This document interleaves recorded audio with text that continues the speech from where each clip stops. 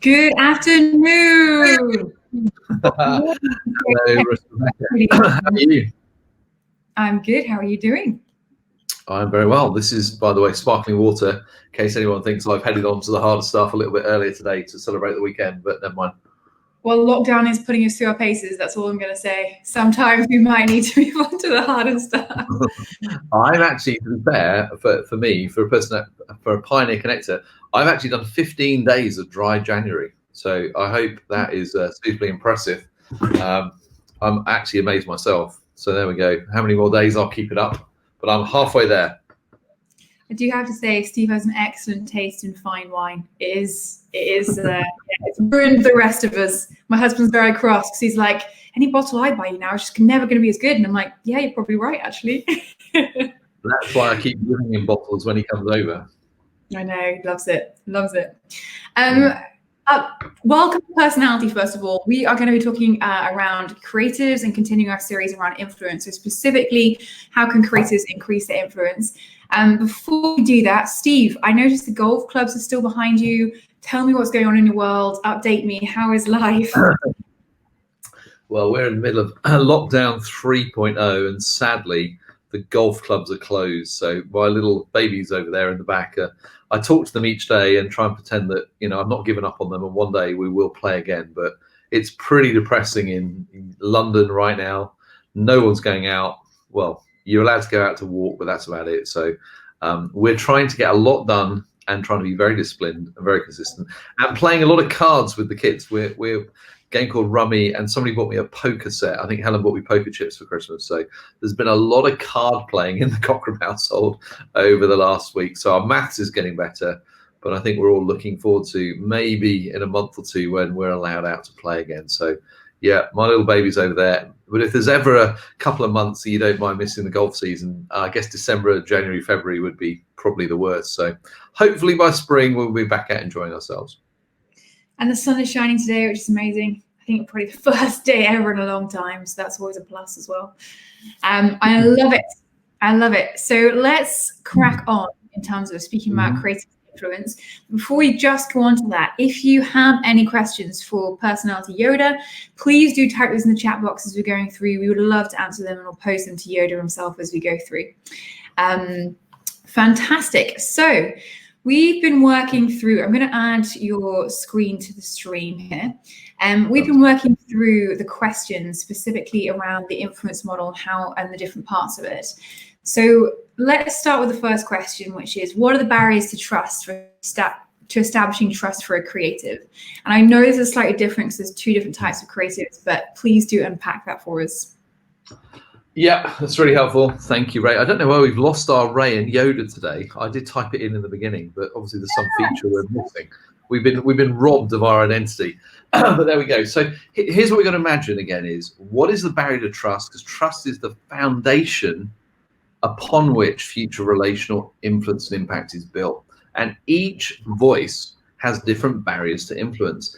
Now, when we harmonized all my Jedi mind tricks on Jungian type and Myers-Briggs to bring it down into 5 voices, the only one that was a real challenge to really harmonize was the creative voice, because there is a significant difference between the creative pioneer, which is the INTP, and the creative connector, which is the INFP, the INFJ. So there are 3 combinations of voices, but the reason why we left it till last is by now, hopefully those who followed the series will be prepared to flex just a little and go, I'm going to speak about creative pioneers differently to the way I'm going to speak about creative connectors. So every time we do it, we will end with a bit of duplication, so forgive me. So let's do first creative pioneers. So if you happen to be, that's the big picture creative that tends to be rather more cerebral, rather more intellectual, a lot less personable, and usually very, very clever, but incredibly self-contained in the way that they live this kind of internal intellectual world with very little need, interestingly, for relational interaction. So winning influence is not always the hugest criteria, but character is never the issue for creatives. Creatives are some of the people who have the highest levels of integrity, the highest levels of a desire to align who they are, what they say, what they do, with the experience of other people. So whenever somebody asks the question, do I trust you? Do I think you're a person of integrity, which is the character filter? That's never the issue for creatives. So whether you're a creative pioneer or whether you're a creative connector, character will never be the issue of why people don't trust you. In fact, you are some of the most trustworthy people of all. Now, chemistry, if you remember in those sequential filters, like my old sort of padlock on my locker, chemistry is, do I like you? Do I connect with you? Do I enjoy spending time with you? Now, if you remember what I said about the creative pioneer or the creative thinker, because they are naturally not particularly warm people, that doesn't mean they're not great people or great friends to have, but they don't exude, I'd love to have a conversation with you. I'd love to find out all about you. I'd love to connect at a deeply relational level and kind of go out and have drinks with you and find out about your children and all the things you're passionate about. For most creative pioneers, the barrier to influence is chemistry, because no one's really sure whether you like them or not. Now, that may be a huge surprise to the creative pioneers who are listening, or not, as the case may be. But even when you think you're being warm, friendly, and fuzzy and doing all your third gear practice, most people are still wondering, do you like me? Are you in any way interested in a relationship with me? I know you're very clever. I know you're incredibly cerebral, but actually, could I see myself really spending time with you? Could I see myself really enjoying connecting with you? And particularly those of you who have a feeler bent, so that's the nurturers, the connectors, and the creative connectors, there's often this kind of a little bit of what we call in England a Marmite factor, where you either go, I either like you or I don't like you. And so for every creative pioneer, the barrier to influence starts at the barrier to trust with chemistry. So most creative pioneers really have to work on their third gear skills. They have to work on actually communicating externally in a way that welcomes people in, particularly if they're going to actually get there. So that's the most important one. Now, when it comes to competency, you'll find that the creative pioneer is incredibly competent. I mean, in some ways, that is their superpower, their competence, their intellectual brain power, their love of solving complex problems. And they make very, very gifted consultants because they love putting the pieces together. So competency is not usually the issue for the creative pioneer. However, I will put a caveat on that, is that actually communication is always a challenge for any creative, whether it's a creative pioneer or a creative connector, because what they think they're communicating out loud is invariably not what people hear. So if you think a creative pioneer carries a weapon system of a sniper rifle, and what they say out loud isn't usually what they meant to say first time anyway, you can imagine what that does for the chemistry in a room when someone gets shot, and the reasoning which appears in the external world is not actually what people were expecting. So creatives always have to be careful with their communication. So if you are a creative pioneer, competency is not really the issue, but it's when you try and communicate your competency, communicate your confidence in your competency and the track record you have. You always have to work a little bit at that communication skill set and make sure the person's really heard you. Credibility, never an issue for the creative pioneer, because what you're able to do is be incredibly creative, shall we say, in really understanding what the unique situation and context the person you're talking to is, and the ability to design a unique, bespoke solution which makes them feel special. Creatives will have a tendency to create a unique solution everywhere because there is a desire for that perfectionist tendency. So if you are a creative pioneer, Bex, chemistry will be the biggest issue all the time, but you will have to work a little bit on competency,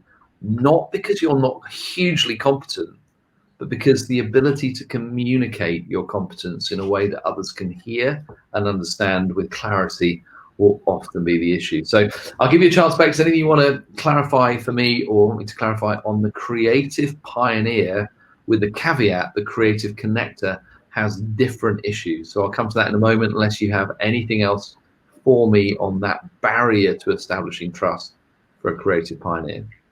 No, I don't. And that was really helpfully explained. So different for the creative pioneer to the creative feeder, the creative connector. Connector. Yeah, I love it. So in terms of moving on then, in terms of the wall of self-preservation, so well, let's do the creative connector first, because I've not done it for them.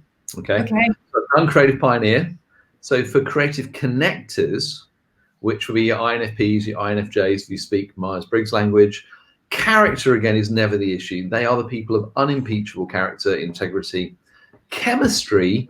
Because they are more relational, because the connectors number 2, they're actually quite good at establishing chemistry with people. So therefore, chemistry is less of an issue for the creative connector than it is for the creative pioneer. Now, they'll still have to work at it a little bit, because a lot of creatives appear a little bit extreme and a little bit perfectionist tendencies. And so therefore, they're often kind of people who I love being around, but I think you live on a slightly different planet to the one I live on for most personalities or most voices. So chemistry is less of an issue for the creative connector, but it's still something they have to work on a little bit to make sure that they really give people a chance to hear and engage with the real them. Do I like you? Do I trust you? Do I want to spend time with you and connect? Interestingly, the biggest issue for the creative connector is in the area of both competency and credibility. Again, the creative connector is unbelievably competent. There's always a genius in the creative connector, which actually is incredibly exciting to get hold of. But they often are such purists in their heads when they try and communicate out loud. What they say isn't usually what other people actually hear. So that communication piece often begins to undermine sometimes that trust, because I look at your resume and I look at all the clients you worked with in the past and I go like, wow, this person is unbelievably competent and qualified. But because the creative connector almost always wants to overshare certain things and over communicate, and usually to try and make perfect, when it comes to that credibility piece, I'm like going, wow, you're competent. And I thought I really wanted to buy your solution, until in the end, the creative connector goes, but we could do it this way. And I'm like, great, let's do it that way. And then they go, but we could also do it this way, or we could do it that way, or we could do it that way.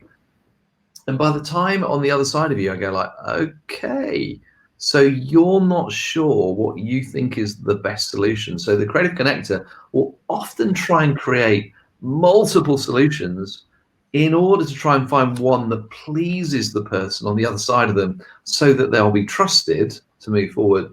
That moment actually begins to cause people to go, hang on, I would wish you were more certain about the option of the way forward that you think would be the best credible solution for me with my context. So often what happens is with the creative connectors, they have a huge amount of influence through their competence and their credibility and their expertise and their skills, but they have to be really careful when they start communicating options of the way forward, that they don't overcomplicate things, or in many ways create so many options nobody really knows where they stand. So creative pioneers, chemistry is the growth area primarily, and something around the communication piece in competence, credibility. For the creative connector, it's very rare, it's never character. There is a little bit of chemistry to work on, but their primary area they have to work on is being disciplined in their communication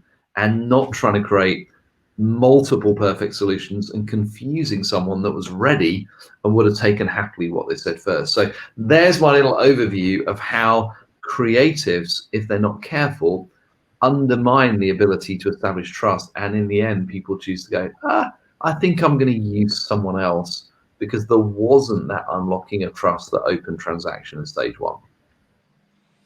That is so interesting. I'm really like hanging on every word, like really mulling it over and being like, wow, yeah. And thinking of all the creative connectors and creative pioneers there in my world, and being like, oh yeah, no, actually, yeah, that probably is a learning point for them. I love it. Okay, so now moving on to the wall of self-preservation. Yep. So in terms of both of those creatives, creative connectors and creative pioneers, how do they overcome a wall of self-preservation? Yeah, so if you think, for example, the wall of self-preservation asks 3 questions. What are you trying to hide? What are you afraid of losing? And what are you trying to prove and to whom? So that is the wall of self-preservation for all of us.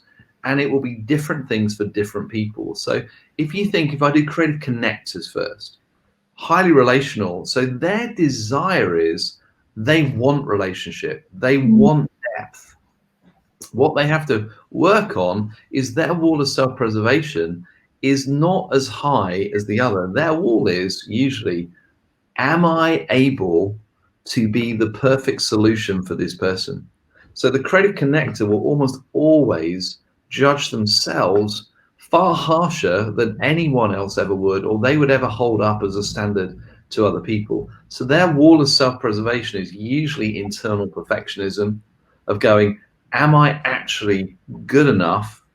Am I actually the right person to play this role in their lives? So it's almost a sense of they sabotage their own influence by effectively looking at their own imperfections and their own sense of, well, I'm not perfect. Why would you want a relationship with me? That's the one that they usually have to overcome next. Now, with the creative pioneer, it's different because most creative pioneers, as I said before, have the least need for depth relationships. Their internal world is so rich, so intellectual, so cerebral, and they give off basically, you can buy my competency, but do I really want a relationship with you? So the wall of self-preservation for the creative pioneer is the willingness to share of themselves at a vulnerable level, actually allowing somebody in to know them, not just their intellect or their skills, but to actually know them for who they are, with all their idiosyncrasies, with all their kind of complexity. I would say that of all the people I know, some of my favorite people in the world are creative pioneers, but it's an incredibly elite club that they ever allow in to truly be in relationship with them, because they don't need that many. And they often find dealing with people's emotional need and baggage wearing. And so therefore, you know, they tend to limit the amount of people that they can have a relationship with, for fear sometimes that they will be overwhelmed by other people's demands of them, emotion, and ultimately perhaps even just a degree of selfishness, which is, I don't really need that many relationships. They usually end up being close friends with people who are like them, who are equally intellectually brilliant, and therefore they love, in some senses, developing their relationships, usually with people that they can do their intellectual exploration and ideation and, you know, building the future with. So the creative pioneer will often only allow certain people through that wall of self-preservation. That might be a good thing, but at least you know what it means to overcome it.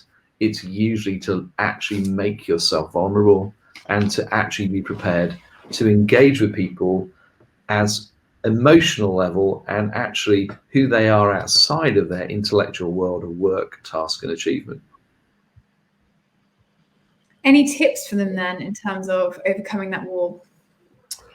So for the creative pioneer, I think the thing is to go, the thing about creative pioneers is they'll only do what they want to do when they want to do it. So me telling them how to do something. Now, let's assume for a moment, creative pioneers, that you go, I would really like a deeper relationship for influence and impact with this individual. In the end, the key thing is to work out, well, how is that person wired? What is it they need to bring their wall down? If somebody is very cerebral and very intellectual like you, then you can probably have a depth relationship without ever really knowing a huge amount about each other outside of work. And actually, that's usually fine.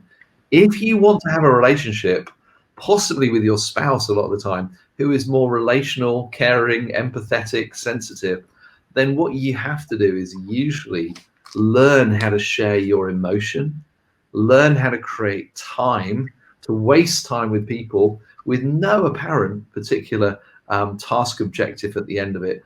And usually also learning how to do third gear well, learning how to ask good questions, learning to be interested in some of the things which are important to that person, which actually may not be that important to you, and actually doing that in a way that they don't know that you're just going through the motions because you think you ought to actually communicate a general desire to go, how can I connect at a heart as well as a head level?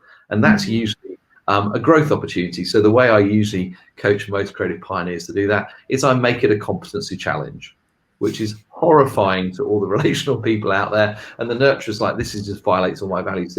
But a creative pioneer, once they understand that actually learning how to do this is a skill set that might be useful in their lives for what they're trying to achieve and their big picture dreams of the future, the moment it becomes a competency to challenge them, they'll usually work at it because they hate being incompetent, particularly in areas where they think it'll help them achieve their big picture vision. I love it. So if that's all of self-preservation for the creative pioneers, what about for the creative connectors? That was the one I tried to do at the beginning, where what I'm saying is there's much less of a wall for them. If you think about it, the biggest issue for the creative connector is they're wired for depth and they're wired for intimacy, and they're wired in many ways to do that with a small number of people. So the real criteria for the creative connector is this one of those relationships where I actually want to have a depth relationship with, and not to feel guilty that you can't do it for everyone. There are certain connectors who have, depth with so many people, and creative connectors need to give yourself permission, which is you will do this at a deep level and a depth level and a meaningful level. So your self-preservation will often make you feel guilty that you're not doing it for lots of people. What I'm saying to you is your own, not just self-preservation, but your own health is you cannot be the depth relationship for everyone who wants to have that with you. You only have so much capacity, but you have to give yourself permission to disappoint people. And that's often the challenge for the creative connector, is because they actually have inherently strong people-pleasing tendencies and feel very guilty if they're not able to give people what they need. So self-preservation is often learning, first of all, that you don't have to give yourself away to everybody. You can choose. On the other side, assuming this is someone creative connected that you really want a depth relationship with, you'd love to have influence and impact, you have to actually think, what do they need from me to help lower their wall of self-preservation? So if you're dealing with a highly relational person, a nurturer connector, or another creative connector, you will find that being you and just being really interested in them, finding out all about them, wanting to understand what makes them tick, what their hobbies are, what their passions are, that will cause other people of that particular wiring to bring their wall of self-preservation down.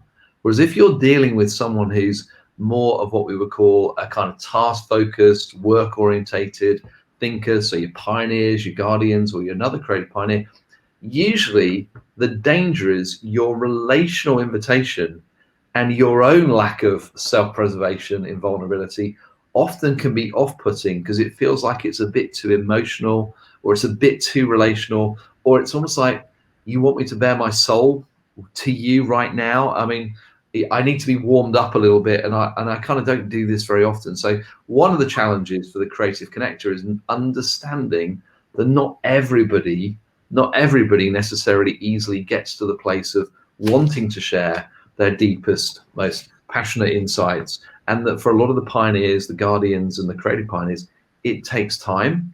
And we usually need to know that maybe we could start first in a safer place around maybe a task that we do together, get to know each other a little bit, and let relationship grow as you help me win. The moment I think you're valuable to me, creative connector, then all of a sudden you'll find that you get invited into all kinds of opportunities. And over time, that depth and that honesty and vulnerability, but don't forget, most pioneers, most guardians, most creative pioneers are they're not wired to share who they are. They're wired first to talk about what they do and how they can be more competent, and they like winning. Oh, so good. So good. You're right. It's all about task. Yeah, building affinity around task, I guess, for the creative pioneers. So if you think, Bex, is sometimes there's somebody who almost wants to be too emotionally, almost wants to be too much my friend too soon, because I'm a pioneer and I'm going like, I like you, but Hey, can we do some stuff together first before it feels like you want me to be your best friend, and I don't really do that. So that's the place where, we love you, and I don't want you to be discouraged in any way. And it's part of the genius that you are just such a lover of people and helping people. But it's almost like you've got to be, play a little bit slower at times. Just because your war comes doesn't mean that somebody else automatically will do that. So that would be my little advice for the creative connectors, whether you're a creative connector nurturer or you're a connector creative connector guardian, I think. There we go.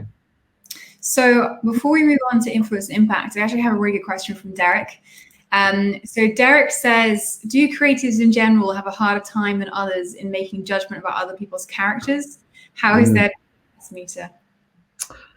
Thank you, Derek. Always love the fact you join us. So thank you for asking your question. But here's what I would say is the creative, particularly the creative connector, often has the very best blink about people. So their instinctive gut judgment about people's character is usually more accurate than they would give themselves credit for.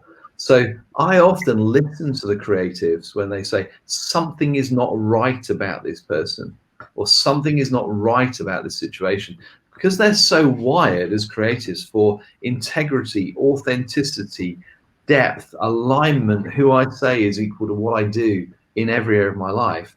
But here's the difference, Derek. Often they can't tell you why. Creatives get a sense of why something's right or wrong. But if you are asking them to give bullet point rational logic or clear, this is the reason why, that's where they often struggle. So part of their challenge is they know something is right, but they don't really know how to communicate it in a way that the average person, the average team, actually is able to hear. One of the things I hope the Voices does is it elevates the trust that leaders like us would have in the blink of a creative. So if a creative comes to me and says, I think there's some danger there, or that person, I know they look good on paper, they've interviewed well, but I don't get a good feeling about them, or there's something not quite right. I've learned, Derek, that actually that's usually very, very profound, even if they can't tell me why, which is deeply frustrating. Although the best person at that, of course, is the nurturer. Ironically, the nurturer hates to say, I think that person might be not right, but their antennae about people and authenticity and values is even higher. But the creative's right up there, and I always try and pull. Remember, rules of engagement. If creatives are speaking, they've got something to say. If they've not got anything to say, they'll be quiet. But what they say first will very rarely bear any resemblance to what they're really trying to say. So I go, come on then, there's obviously something in there. Tell me, what do you think? And they'll often get a bit defensive and go, no, I don't want to be negative. And they go, no, come on. Well, and then when you start asking the clarifying questions, that you help them articulate what their reservation is, either with the situation, the strategy, or ultimately people and characters. So I hope that's helpful, Derek. Love it. So moving on to our final stage of the influence model. How do creatives, both creative connectors and creative pioneers, preserve their long-term impact and influence? Yeah, and this is one that I would say is that this is a superpower of the creative. The difficulty is often getting there in the first place because of the various sort of hygiene factors we talked about before. But here's what I would say is that once a creative is inside that wall where we really have influence and impact, it's actually theirs to lose, because ultimately what has happened is somebody has got through the kind of sometimes the curious communication, some of those chemistry issues, and they've got to know the real person. So don't forget, every creative is an introvert. You don't necessarily see them at their best when you engage with them first in the external world. But once you get to know them, once you get to value their superpower, once you get to see that integrity in action, once you really get let in, for example, to the creative pioneers world, they make life friends. They will build life relationships with you. They will build depth relationships with you, and they will become more and more valuable to you, even if some of the other people around you can't see it, because they can't do it with lots of people but the ones they do it with, often they become life friends or life partners or very, very strategic voices in people's lives, whether that's in business as coach, consultant, or whatever that might be. So just to affirm to the creatives, I think of some of my longest friends and the ones I kind of enjoy being with the most, even if I don't see them that often. There is something incredibly profound about having creatives in your life if you are not a creative first voice. And as a pioneer connector, I have a number of them, which I use almost as my my well-being meter.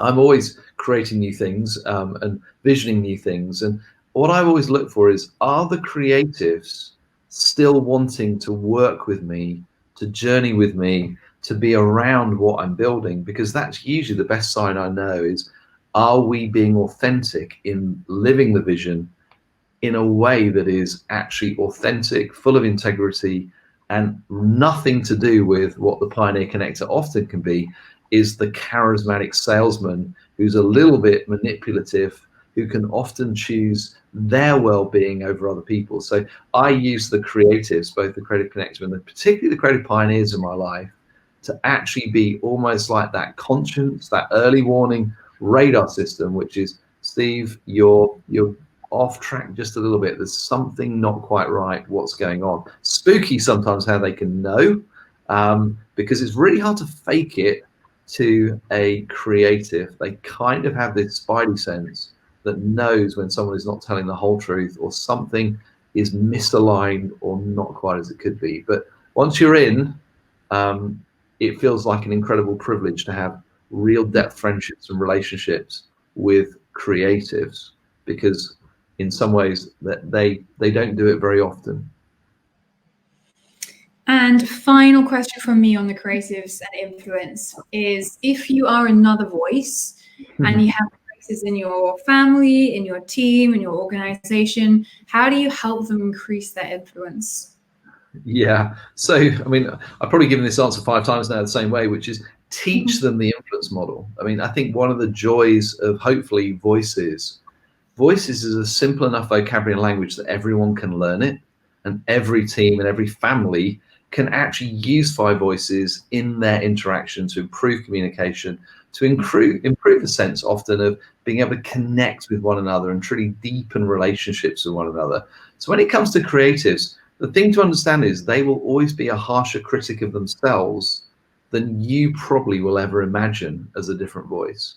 And so therefore, they'll often be the ones that are judging themselves. So where you see a creative being awesome, don't be afraid to affirm and to celebrate them and to actually tell them what you value most about them. There is no such thing as an arrogant creative, by the way, because every time they hear something positive from you on the outside, there is always this kind of negative perfectionist loop voice in their head, which is telling them, yeah, but you're not quite as perfect as you should be. Or the vision that you saw of the future, it's never going to be quite as good in the external world as it is in your internal world. So don't worry about the creators being arrogant.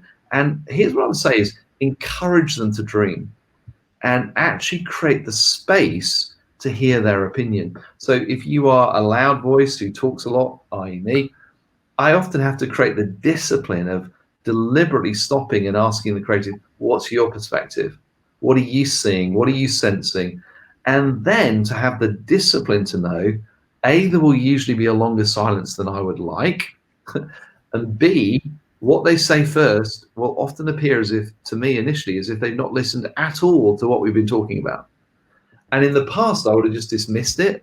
And I can only imagine how frustrating that must have been for my, I have a creative pioneer daughter and I have multiple creatives in my world. Now what I've learned is, rules of engagement. I really want to hear what you're saying, but I want to ask some clarifying questions to really help you communicate what it is you need. So the biggest thing you can do for a creative is to help them get out what they're trying to say, really be almost a champion for them in communication, because there's always gold if they're talking. And this idea of saying, want to hear the contribution you bring, and we will create the environment where actually you feel safe. And it might actually take sometimes 3 or 4 clarifying questions. Well, what do you really mean by that? Or I heard this, is that what you're trying to say? The moment the creative believes that there are people around them who will take the time to help them get out what they're trying to say, they'll relax and they feel affirmed, they feel heard, they feel valued, they then become slightly less weird, but that's another story for another day. And actually they begin to relax into bringing the genius at times and the insights they can bring, which none of the other foundational voices can. And that's the kind of the constant attempt for the rest of us to recognize that if you are a pioneer, connector, or guardian, you have a duty of care to create environments where creatives get to bring their best. And once they trust you, and once you are through into that place of influence and impact, you will have a friendship with someone who is often a repository of some of the most amazing knowledge in the world, because whatever a creative decides to study, they will usually try and master to a level which often embarrasses my own attempts as a pioneer connector, who has the greatest propensity to make the smallest amount of knowledge go the largest distance without hard work. So there we go, Bex, nothing for you in that, I'm sure. I love it. That was such helpful advice. Guys, we hope you found this series on influence really useful.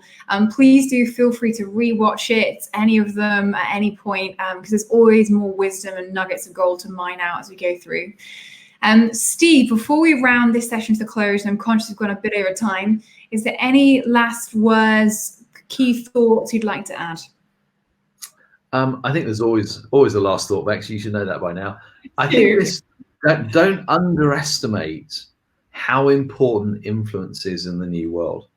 So if you think that intellect alone often got you a long way in the old industrial world, it will not get you the same distance in the digital world, where actually the ability to develop emotional intelligence and relational connectivity with people, whether that's your team, whether that's organization, that's with clients, in many ways, learning how to establish influence, learning how to maintain and grow influence and keep it for the long term, that probably is the most valuable currency any leader or individual can have in the new world. Because if you can do this and you are self-aware enough to know how to do it for other people as well around you, you will never be unemployed, but also you will always be advancing in the world which we now live in. So I hope we've inspired you enough to go, okay, there are ways I can grow my influence so I can establish my trust. There are ways in which I can be sensitive to the walls of self-preservation. And ultimately, what are the things I'm going to have to guard against if I'm going to keep that long-term relational influence and impact with the people that I'm actually working with? So I feel like I'm preaching a little bit here, but this is a passion of mine, mainly because I wasn't naturally good at this for a long time. So, hey, you're always better off making different mistakes than the ones we've already made. So work on your influence, grow your influence, learn what causes those barriers to trust, because that's where it all begins. An excellent piece of advice and a wonderful finish.